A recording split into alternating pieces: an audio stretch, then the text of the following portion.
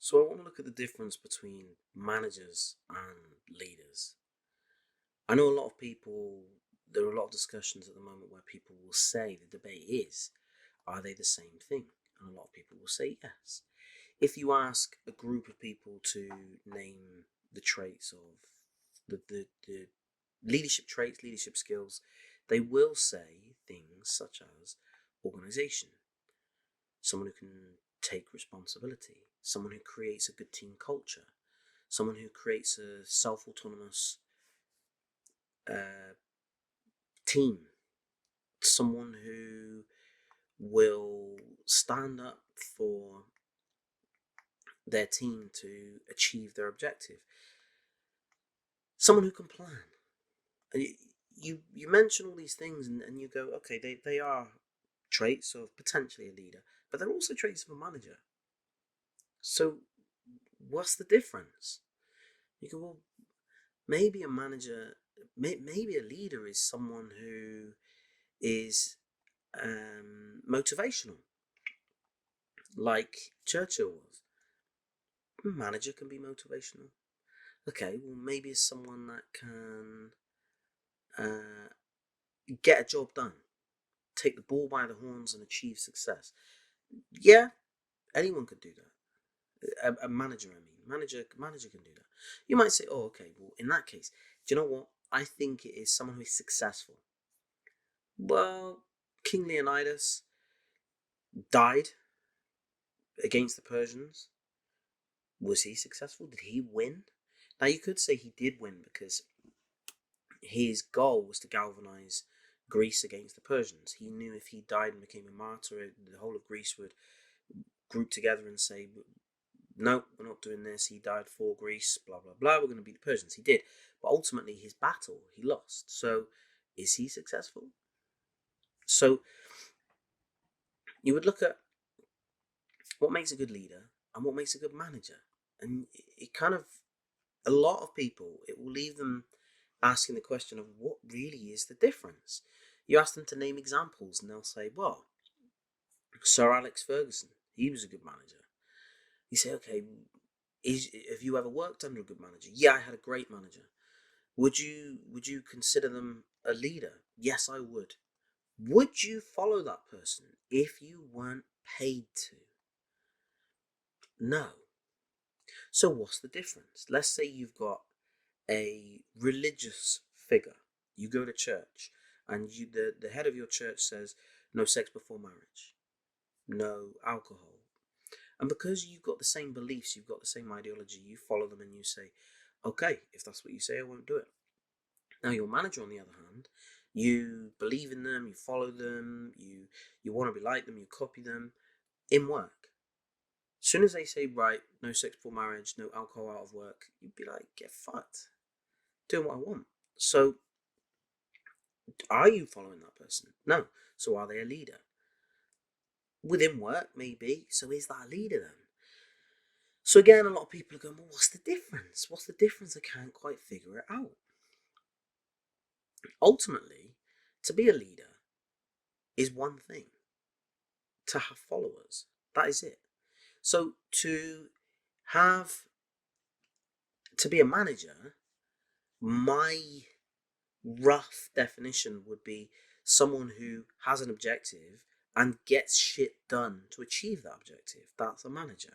Now you can bend that however you like. All of those traits can fit in that. You need to be organized, you need to plan, you need to be motivational, you need to be able to communicate, you need to be able to coach talent and spot talent and bring everyone together and um, give people a sense of responsibility and create self-autonomous team that if you're a football manager, that team can function without you on the pitch. They need to be able to function themselves, but that's a good manager. It's not necessarily a leader. So a leader needs followers and a manager is someone who gets shit done. Now you can have someone who is good at both. You can have someone who is a great manager and a great leader. So you need to be able to tell the difference. What is the difference between the two? So if people follow you, by definition, you are a leader. Now, that doesn't necessarily mean you are a positive leader.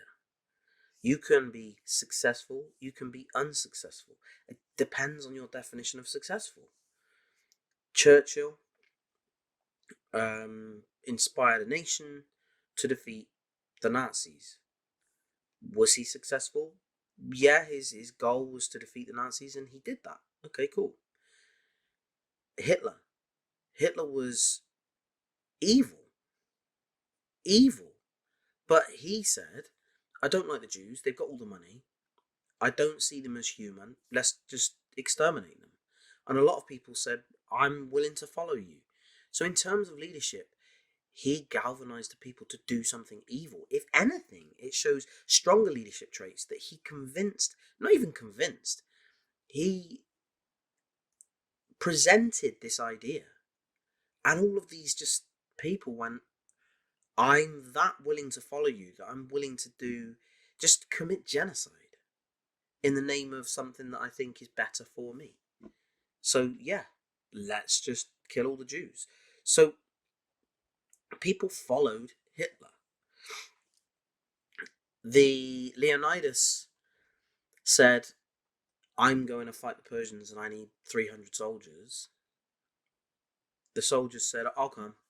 I want to come with you. I'm happy to go to death as long as I believe in you and I believe in your cause. He said no more than 300 because he knew that's all it would take. He knew he had to be part of them. They went, they died for the cause. Successful or unsuccessful? Like I said, successful in the big picture, unsuccessful in the immediate picture. So there is a difference between whether people choose to follow you and whether people follow you because they need to, because they should, because you're telling them to. There's a big difference. The silverback in the middle of the jungle gets up, wanders off. All his troop kind of go, oh, he's gone. We better go as well. And they get up and they follow him. He didn't tell them to. He didn't say, come on, guys. Nope, he walked. They followed him. That was it. A manager will say, all right, come on, everyone. Let's go to the next bit. There's better food over here. It's safer over here. And everyone follows. That's a manager. The manager needs to tell people. The leader just wanders off and people will follow. Yes, there's some nuances in that. But overall, that's the difference. Another example. Group of Welsh miners, let's just say. The manager comes to these miners. None of them are in charge. It's just a group of miners. They're all the same level. And the manager says, right, you lot, down in the caves, down in the mines again, and you're not getting a break today. And one of those miners goes, whoa, whoa, whoa, whoa, whoa. Excuse me, no. I'm refusing to go down there until you give everyone a break. That's unfair. And everyone there will go, ooh, yeah, I'm with him on that. And then they all follow him. Now, from one sentence, he is now the leader.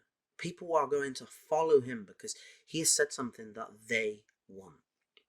The difference is they do not want to be the person that says it. It's the whole Spartacus situation where Spartacus stands up for something and he ends up kind of becoming a bit of a martyr for the people. But he said something that he believed was right and everyone went, okay, yeah, I'm with him. So people followed him because of his ideology, because of what he believed. And people wanted that as well for themselves. Sorry. So the manager of that scenario is technically the one in charge, but the leader is the one below who is saying, we're not going down in those mines. So if you look at the difference between what's a leader and what's a manager, then I would say the difference is that one is a shepherd and the other is a sheepdog. If you've got the best manager in the whole entire world, sheepdog, that leader can sit up on the hill, smoke his cigarette, have a drink, do nothing. And he's got the most intelligent sheepdog ever. The sheepdog knows what needs to be done. The sheepdog is so efficient, and the sheep everything happens. The sheep go where they're supposed to go, and the leader needs to do nothing because he has the best manager in the world. But if that manager is a little bit ropey, that sheepdog starts nipping at the sheep and makes a mistake, the leader needs to get involved. Whoa, whoa, whoa, whoa, reel it in. So he reels the manager back in and says, no, no, you don't do that to the sheep. This is what you need to do. The sheep, one night, wolf attacks. Yes, the dog will protect them, but the point is that the person who is there that will get up and will go into action is the shepherd. If one of the sheep gets stuck in a I don't know, a bog, the shepherd is the one that goes out and saves the sheep. So the shepherd is the savior. The sheepdog is the doer, the guider. So that to me is the difference. Now, if you look at the difference between say you have a leader, for me, and this is my theoretical opinion, the type of person that is a leader is selfless. And what I mean by that is, this is someone who does not want to see other people suffer. Whereas someone who is a great manager is self-serving. Now, you could say, I'm going to save all these people, therefore I'm selfless. Not necessarily, because someone who saves everyone might be doing it because they want the adulation, they want the attention. So it's self-serving. They're saving everyone else because it benefits them. Someone who is selfless, for example, someone who is selfless sees other people in pain and wants to take that pain from them because they know that they can handle that pain. They don't want other people to be exposed to the hardship of life, to be the one that's whipped. I'm fine. I've been whipped 100 times. I don't want anyone else to go through that pain. I'm used to it. So I'm going to take that burden from everyone else. You would say Jesus, the story of Jesus is kind of like the archetypal leader where he took everyone else's sins upon him because he knew he could. But he believed. So whether he was the Son of God or not, he believed that he was doing something for the people, and he galvanized everyone because he said, I'm going to take all of this for all of you. I am that image, and I'm going to be that kind of figurehead for all of you. And obviously the Romans didn't like it, which is why they finished him off, because he came too powerful, too influential. They didn't like it. They were losing control. But Jesus became that figure where people started to follow him, and he believed it fully. Whether it was true or not, he fully believed it. So that belief of taking everyone else's sins for them and taking everyone else's shit for them is because he believed that it was his duty to do that. That is a selfless person. Now, I'm not saying managers are selfish. I don't like the word selfish because it's got a lot of bad connotations with it. I'm not saying selfish. The word is self-serving. So, for example, I want to be a police officer because I want to get the bad guys and stop the bad guys from hurting innocent people. You want to do that. You want to save those people. Now, yes, they want to help people, but it's I want to. I want to help those people. Here's the difference. A leader cannot help. They might not want to. Oh, I don't want to be the one that stands up, but morally, I cannot sit by and see this happen to people. So their moral compass doesn't allow them to sit and watch other people go through things. So when there is fear, everyone in the room is scared. That leader is scared, but the leader knows that they have to take it upon themselves because it is their moral compass demands that they protect everyone else. So there is a big difference. So you can essentially have a great manager who is a poor leader. You can have someone who's incredibly organized, someone who can get a group of business people and be the one who leads from the front, and is a great example and works hard and is very efficient and skilled and dedicated and inspires everyone. But they are just a manager, because at the end of the day it is for their own self gain. Yes, they are there and people are copying them, but that person can very, very quickly change their mind as to whether they want to do the right thing, because it is a choice for them. That leader cannot help that choice. So you can have someone who is a great manager and a poor leader. You can also have someone who is a great leader but a poor manager. So someone who is the shepherd, someone who will say, I'm going to stand up for what is right. So let's use, for example, say Martin Luther King. Martin Luther King said, I'm going to stand up because I believe in this. I believe that this is the right thing to do. He might have been the worst tactician ever. He might have been the worst organized. He might have been, or most disorganized. He might have been incredibly bad at planning. He might have been the worst manager in the world. But because he stood up for something and believed it was right, people followed him. So he was an incredibly good leader. He might have been a terrible manager. You can also have people who are good at both. You can. And a lot of good leaders will be good managers. Here's the thing. Because being selfless is a personality trait, and being selfless is the difference between someone who is a leader, a shepherd, and someone who is a great manager, the world's greatest manager, you can't teach someone to be a leader. So when someone says, we're going to send all our managers on leadership training, you cannot teach someone to be selfless. You can. You can teach someone to be the best manager in the world. You can teach them to be the greatest manager in the world.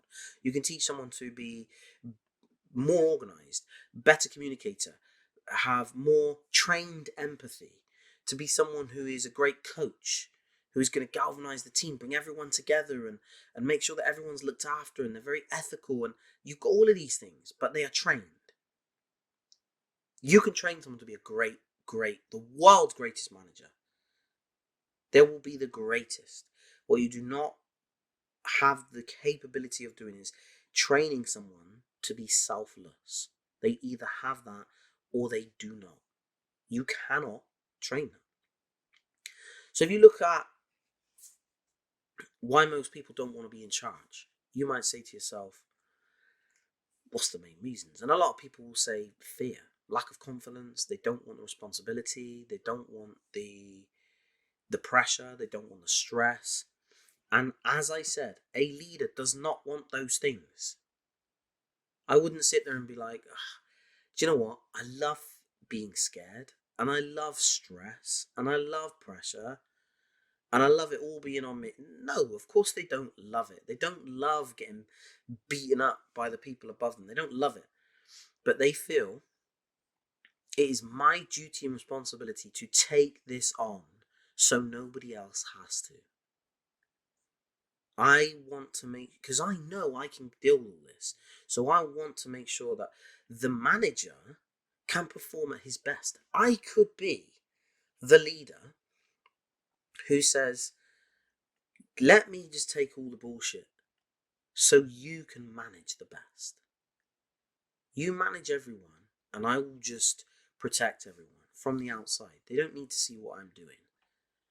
But I will protect everyone, and then people will follow that person, but they might put someone else in charge.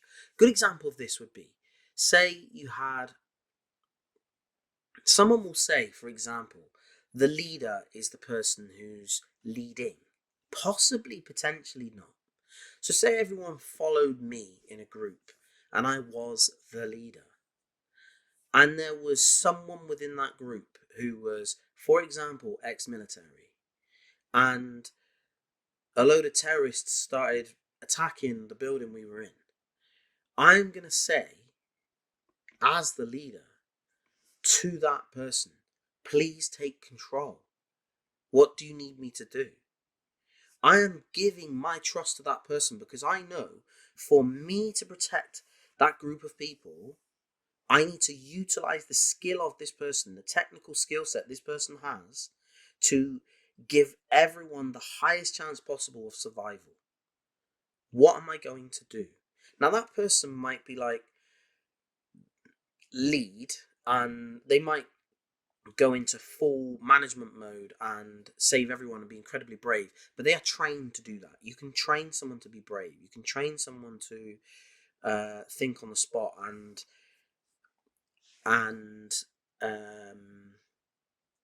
take control and say to everyone, follow me if you want to live, and Gold Terminator style. You can, but a lot of that is training. A lot of that is training, conditioning. So as leader, I don't need to be in charge. I just need to make sure that whoever is in charge is doing the best for the group. I am looking out for the group, not me. I don't need to be in charge. It's not an ego thing. I just need to make sure that the group is going to achieve whatever it is that the group is looking out to do. Survival, success, whatever it may be, to win, whatever. That person needs to be in charge. And I'm going to make sure that they are in charge. So you need to look at now a lot more on the definition of what a follower is. You say, well, what is a follower? What does a follower need? Subconsciously, what do they need? Well, first and foremost, safety. These people want safety. They want to be protected, want to be provided for. You could say the archetypal father figure is that protector and provider, like the silverback. Now, that is in environment where you need protection and you need safety. In today's first world countries, that is very different, because a lot of these people in first world countries, they don't need that protection. Instead, because I don't need to feel safe underneath some big silverback, instead my motives are something else. Why do I want what are my motives as a follower? Well, my motives as a follower is, for example, I want my desires, my wants now, not my needs. My wants might be girls and sex. How do I get that? Well, money and popularity. So who am I going to follow? I'm going to follow the Andrew Tates of the world. I'm going to follow the people that the captain of the football team. I'm going to be best friends with the quarterback. I'm going to follow him, be close to him. He's going to be how I'm going to be more popular. So I'm going to follow that person, which is why now you've got a lot of influencers who are online and they don't offer much besides selling you an ideology and a dream of something that you might want and go, oh, I'm going to follow them because I want to be like them. They have the life that I would love. So they portray an image that people follow because it's what they wish they were or wish they had. So that is why people now follow not what they need, but what they want. So another example for you, if you look at the situation of, say, Winston Churchill, and if I said to you, well, what are the main things that made Winston Churchill a great leader? And people will say, oh, he was very motivational. He brought the country together. Tactical genius. Whoa, whoa, whoa, whoa, whoa. What if, hypothetically, none of that was true? What if Winston Churchill never existed? What if Winston Churchill was actually called Billy Smith, who was an ex-bricklayer, who was a bit camp, had no leadership ability whatsoever? They locked him in a tower, and someone wrote his script and said, he was a great actor, and said, Billy, we need you to give this speech. And he gave this speech about fighting on the beaches and blah, blah, blah, and brought everyone together. And everyone was like, oh my word, Winston Churchill, he's amazing. And he never made any, let's just say he never made any tactical decisions. That was his let's just say that all the generals in the army and the navy and all those um, the leaders of the armed forces all made those decisions. But as soon as Billy finished his speeches, they locked him in the tower. Quick, hide. No one can see who the real you. So everyone is now following this character. Everyone's following this image, which doesn't exist. So who are you following? Are you following a person? Or are you following an idea? Are you following something that you think you want to follow, that you believe? Same with Hitler. Hitler could have been, it could have all been like an act. And he could have been really cowardly and just hated Jews, but he convinced everyone else it was for the greater good. Oh yeah, they're ruining the world, and we need to get rid of them for the world to prosper. But really, he just hated them, and he had his own vendetta against them. You don't know. You don't know these. And I'm not saying obviously that was the. I would never say that about Winston Churchill as a fact, of course. And there's no no conspiracy, none of that bullshit. Hypothetical example to give you an idea of what I mean. If that was the case, and if it was all an act, who are you following? Are you following the actor? Are you following this cartoon, this image that has been created, this character? Because that character doesn't exist. So who are you following? You're following a made-up thing. So that's when you start going, well, wow, what am I doing? Why am I following someone? Well, it is for your desire. The desire was, obviously, they didn't want the Nazis to win. So you're following what you believe is going to help you succeed in your desire. Your desire is to beat the Nazis. So that's what you will follow. So if you look at the motives of a leader now, here's where it gets interesting, or more interesting, is there's different types of leader. You have leaders that are selfless, as I said, but there are also leaders who are self-serving. Now there are. So when I said before, leaders are like shepherds, they originally were. But now you can have leaders that are not that. For example, Andrew Tate, you would say he's not a leader. I guarantee you, if Andrew Tate told certain demographic of his followers to jump off a cliff, they would jump off a cliff. They are that devoted.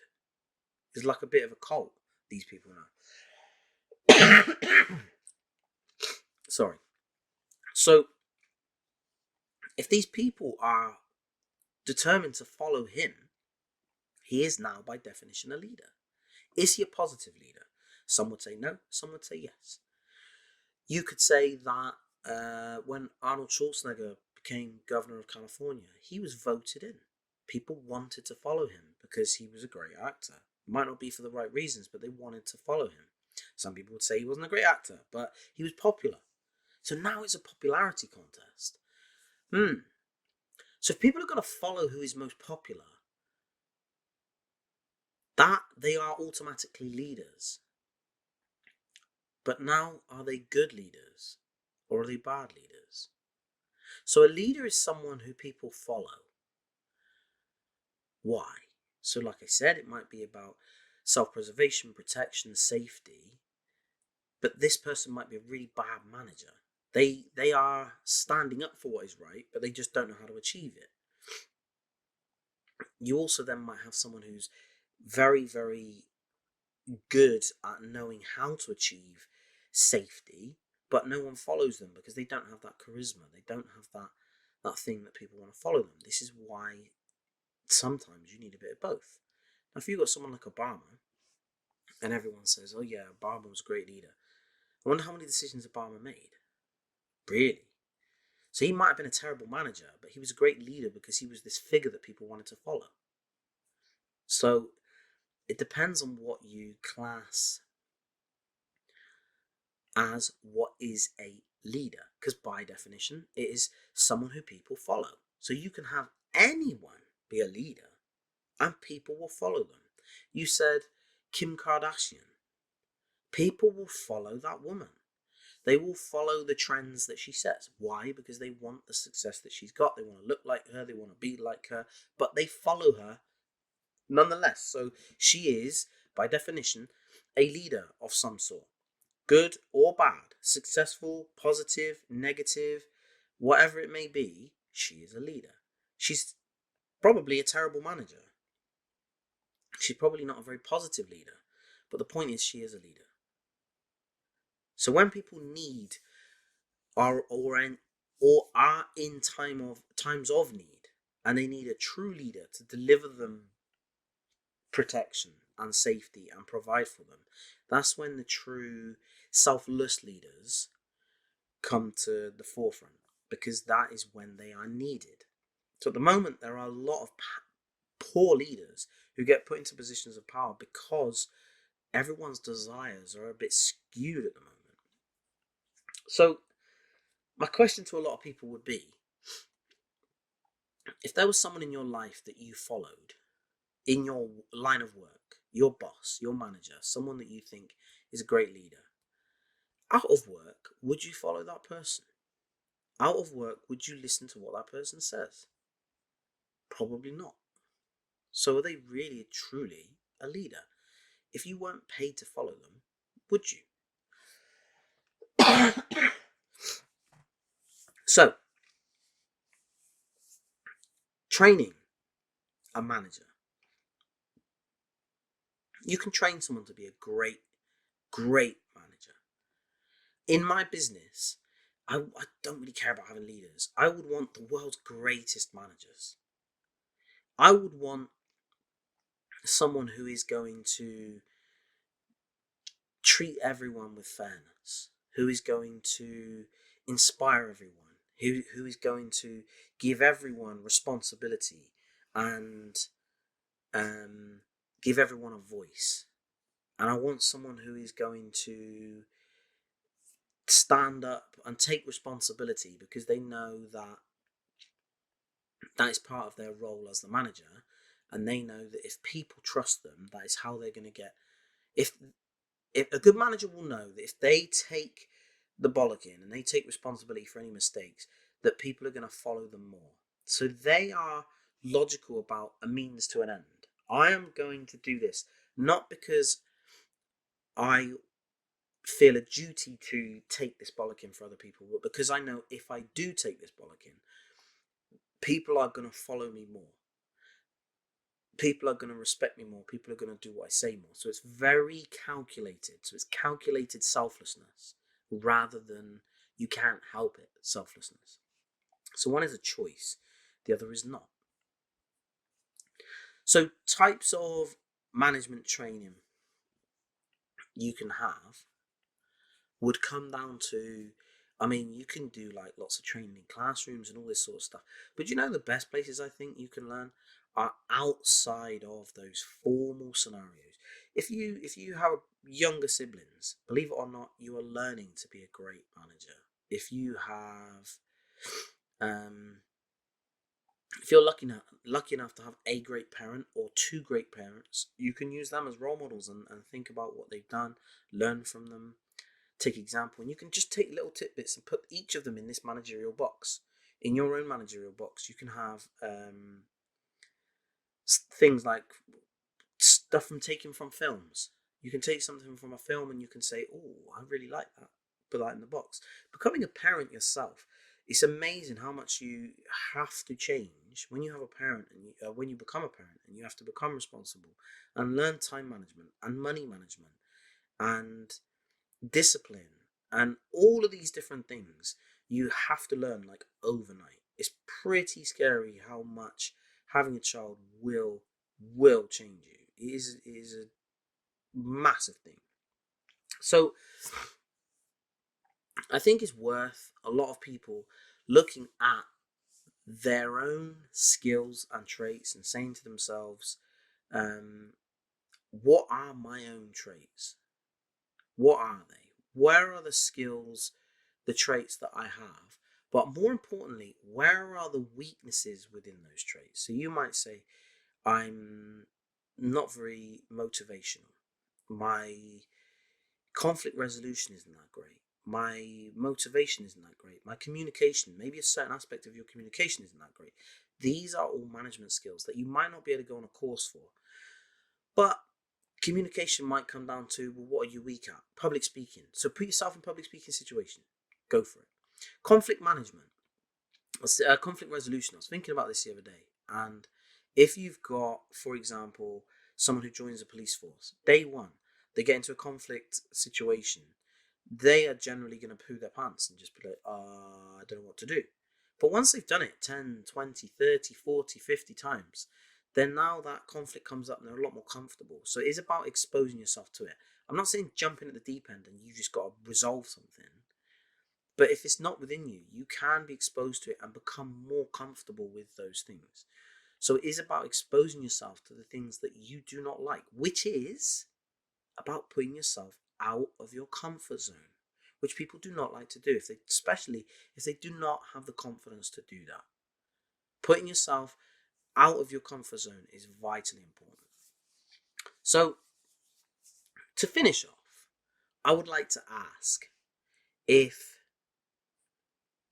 anyone used to think a manager and a leader were the same thing, or if a leader and a manager were, a leader was superior to a manager and they wanted to aspire to be a leader one day. Because I'm intrigued to see how people view leaders, because I think the stereotypical kind of definition of what a leader is that they are above a manager, and I would disagree.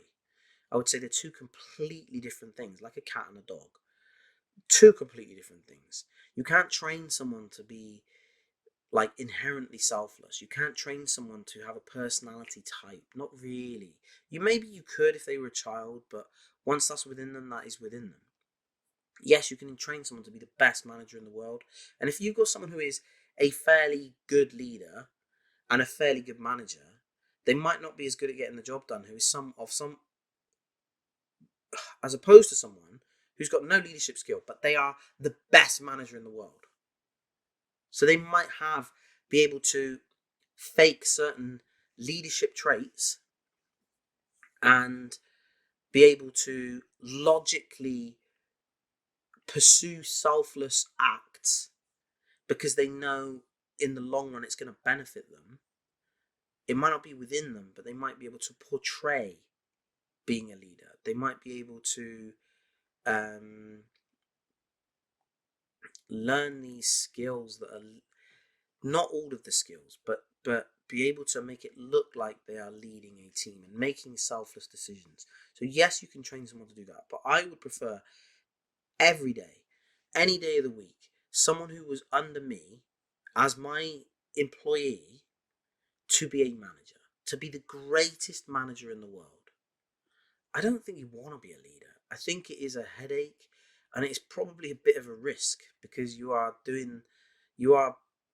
very liable to put yourself in harm's way to protect other people. To do a Spartacus and say, yeah, I'm happy to be a martyr. That protective instinct that you cannot switch off.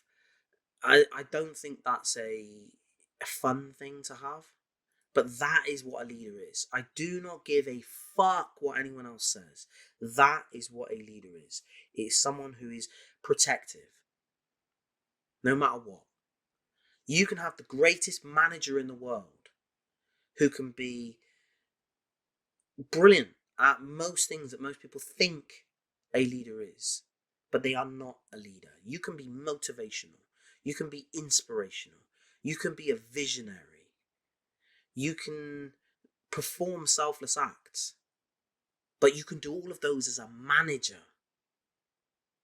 And you might not necessarily be a leader still. You're very close, but you are not in your blood a protective person. That is the difference. And I will stand by that until I probably change my mind in a few weeks. But that is where I am right now. That is the difference between leaders and between managers. There is a massive difference. Now, where I'm really starting to get intrigued is how this comes about, how people end up like this. And also, I think the next thing is how important confidence is in the grand scheme of managerial ability. I think confidence is probably one of, if not the most important trait. Belief in your own managerial ability. So, anyway, I want to leave it there. It's a lot of information. I needed to get that off my chest. Bit of a ramble. I hope you enjoyed it. Let me know. Please, if you think there's anyone that would enjoy this, please share it with them. Ask them to give me some feedback. Yeah, I'd love to hear it. And like I said, I hope you enjoyed it. I'll speak to you again soon.